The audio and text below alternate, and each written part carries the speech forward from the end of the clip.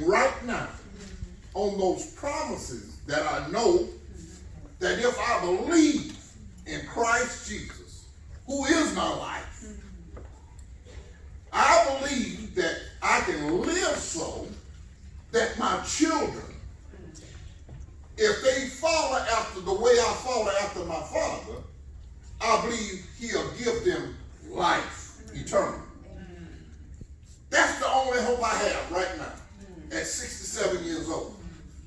And I believe, according to the scripture, he'll give me longevity. I asked the Lord to give me 25 to 30 more years of life. And I only believe that because the scripture said, if I live right and live holy, he'll add longevity to me. I've seen that happen in my father. I ain't talking about Trump, Donald Trump. I ain't talking about the president. Now for me, my father used to always say this, and she a witness. As for me and my house, we're going to serve the Lord. And I believe that trickled down to all of my siblings, whether they do it or not. I'm one, I believe in my heart that I have embraced, and I love my wife. I've been married to my wife 43 years. And I remember before, can I just be practical and honest? I used to be a homeowner. I used to love women. And before I got saved, I was a low-down, dirty dog. I was. Because I was caught up in my flesh, in sin. And because I believe and heard that if you really want to change, I don't care what your habits are, I don't care where you've been, I don't care what you're doing right now. If you want to be set free, when Jesus said, I'm the way, the truth, and the life, and if I will set you free, you'll be free what? Indeed. Absolutely, positively, definitely. I used to shoot heroin in my office. I used to snort cocaine. I wasn't a crack monster, but I loved it. Cocaine. I used to smoke pot. I remember smoking pot for 3 years straight. Popping pills. Acid. I wasn't raised like that. But it's something about the world. It'll draw you into it.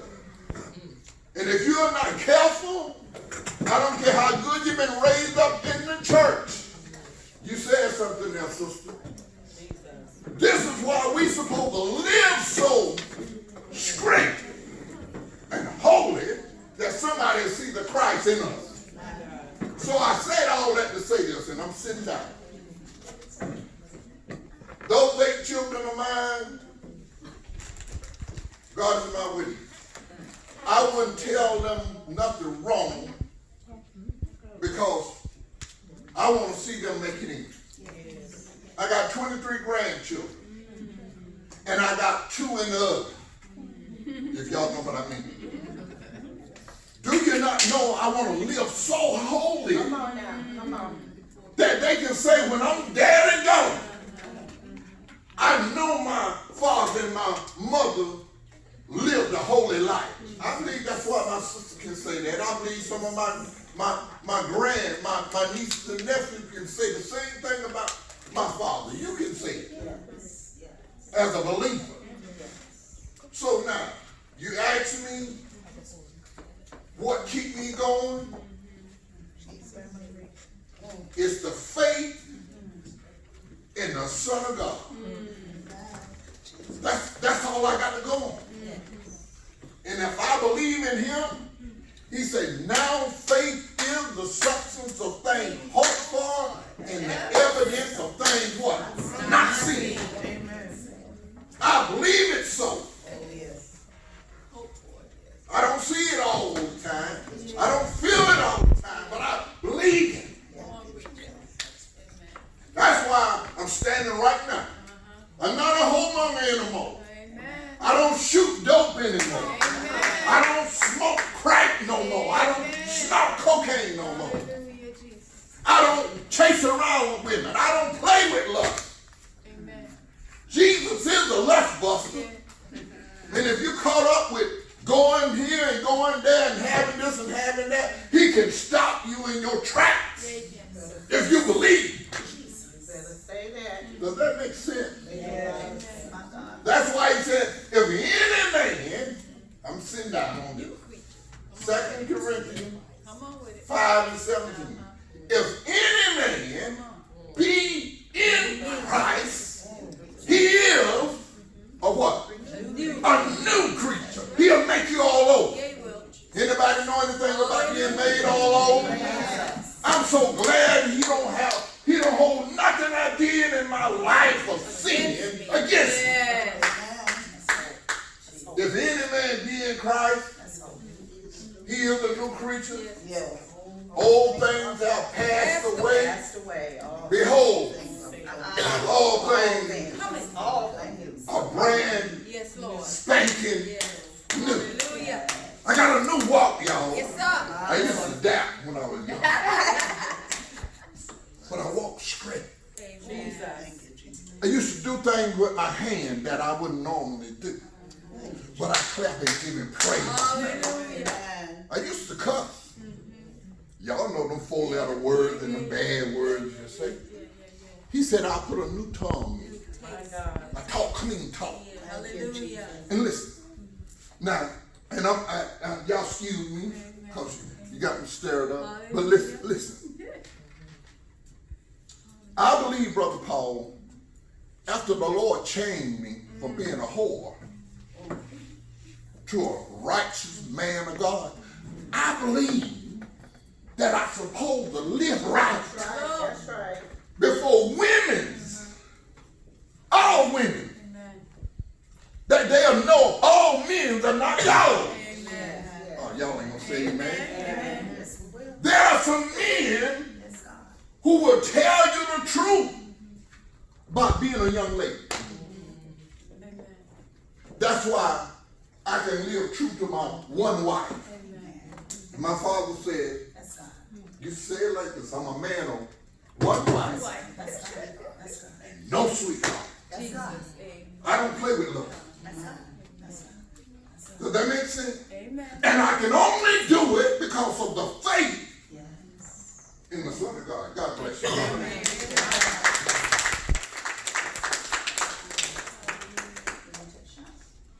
Well, I'm going to try. Amen. Paul always asks difficult questions. Well, I mean, this question is very important, very practical. Now, I want to give a different approach. I think our brother's testimony was powerful. It establishes what we call Christian hope, right? Christian Amen. hope. Amen. Not in the present, but also in the future, right? So, but I want to be a little bit more direct about Paul's question. First of all, the problem of evil in the world does not negate the existence of God, nor the absence of evil in the world prove the existence of God. Now, what do I mean by that? Well, we have to understand that the Christian God is not it's not a man, it's not a human being, and God is sovereign. That is, he has control over the world, and nothing in the universe takes God by surprise, including evil, suffering, you name it. So, the God of the Bible is also a compassionate, loving, kind, relational father. So this is very important. Now, why does evil exist in the world? There are many reasons. In fact, for many years, philosophers, theologians, religious scholars have written books, volumes of books, trying to come with an answer. And nobody has, right? I mean, yet. Now, God is a free being. That means he does what he pleases in the universe. But we also created in God's image, in the sense that God has given us the ability and freedom to make choices. And some of the choices that we make every day may hurt ourselves, right? Our brothers and sisters, may lead someone to sin, okay? So it's important when we talk about the problem of evil in the world, we cannot hold God accountable and undermine our free choices as human beings. We do have free choices. For example, I can pick up this phone and drop it on the floor. Now, and especially in our culture, we have witnessed people went to churches, temples, different places, and schools. They caused harm. They murdered people. We don't say, well, God is responsible, right? But we do say this person is responsible for the action. Now, Paul in the book of Romans asked the same question. The biblical writers have been asking the same question. God, why do you allow evil in the world? On the other hand, some biblical writers say, well, God is too holy to be able to look upon evil with favor. So those who practice evil will be judged. In fact, they are judging now. Sometimes we may not understand God's mind or sees what God is doing. But Scripture makes it clear. God judges, punishes the wicked. So this is very important.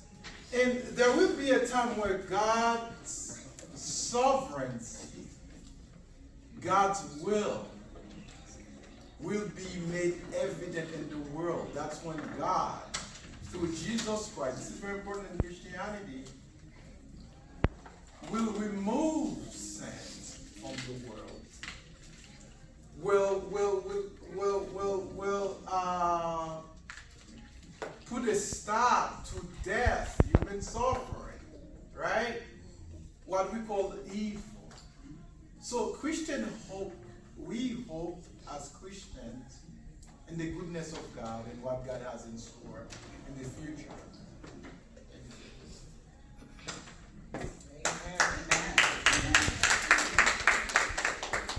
I'd like to add something to that.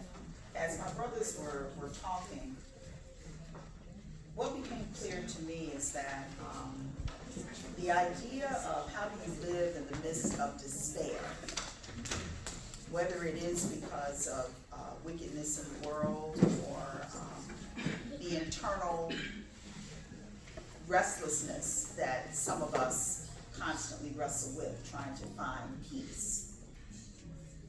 In order to live in the midst of despair, I think you've got to have understanding. You have to understand who God is and who God is for you and what God has you here for. Those are some of the things that keep us grounded in the midst of the winds and the waves coming upon us and moving us from here to there.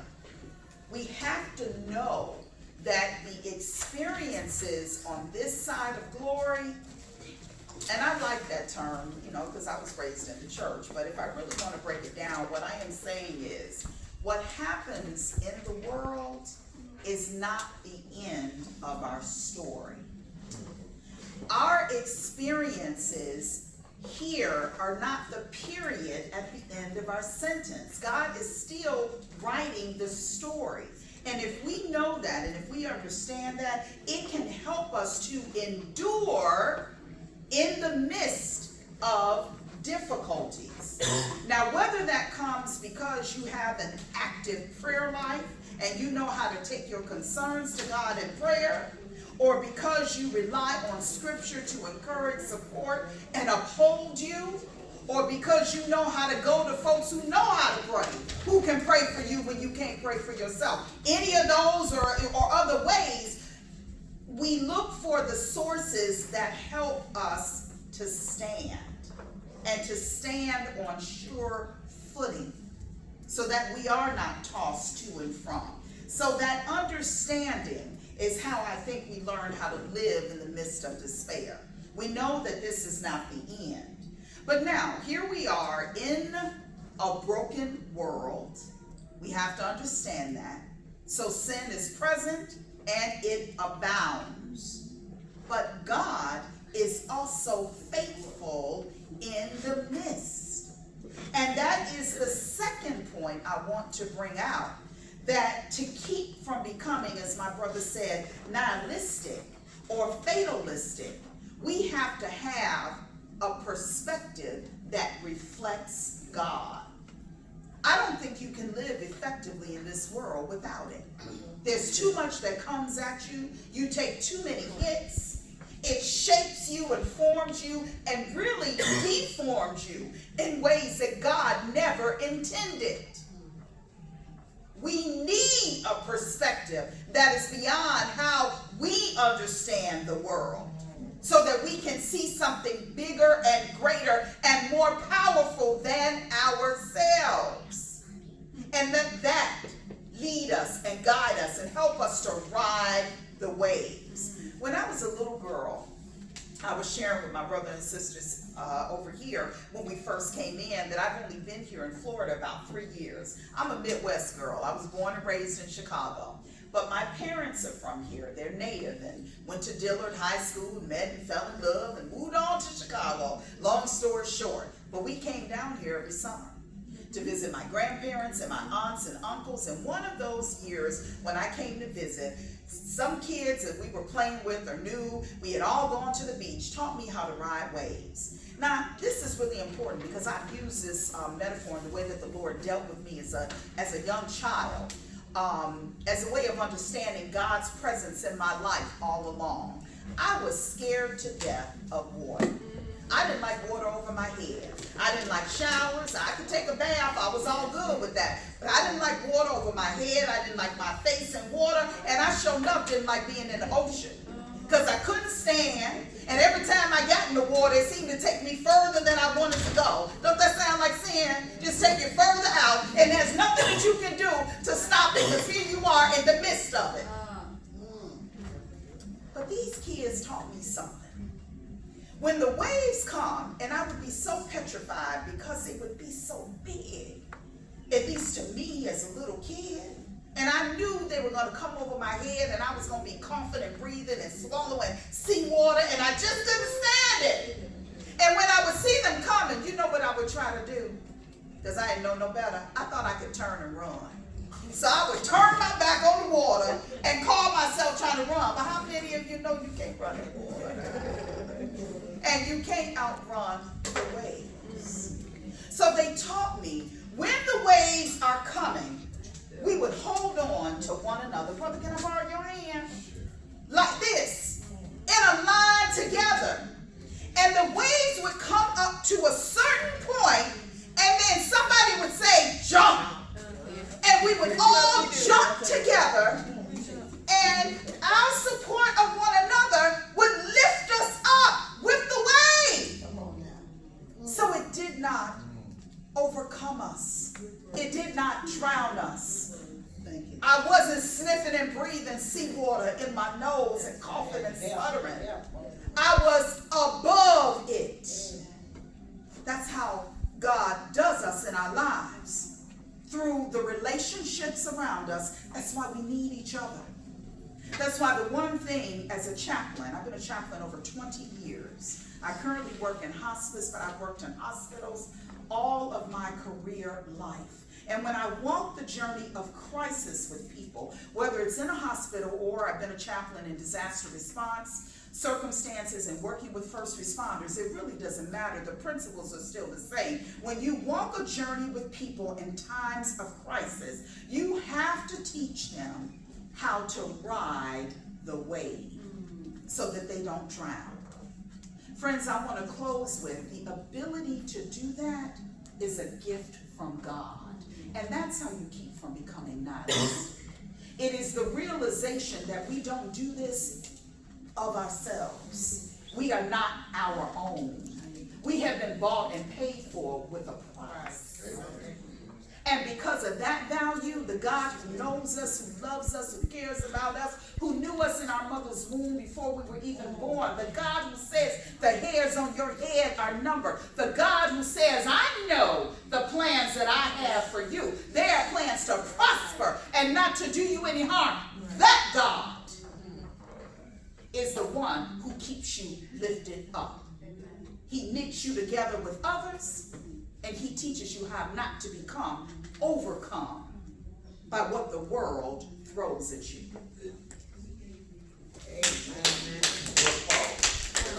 One scripture that comes to mind, Matthew 11:28. Come unto me, all you that labor, Yes. heavy laden, Heavy laden, and I will give you give you rest. rest. Take my yoke upon you That's it. and learn Learn of me. for my yoke is easy My burdens. and my burden is light. Ye shall find rest Rest for your soul. for your soul. My I God. believe that My God. we are facing crisis while we are living on this earth. There's a knock. The Bible says Jesus come and knock on our heart. He said, if any man open up, I'll come into him Yes. and I will sup with him Yes. and he with me. Now, he won't make you. I believe he knows every one of us when we're at our lowest point Yes.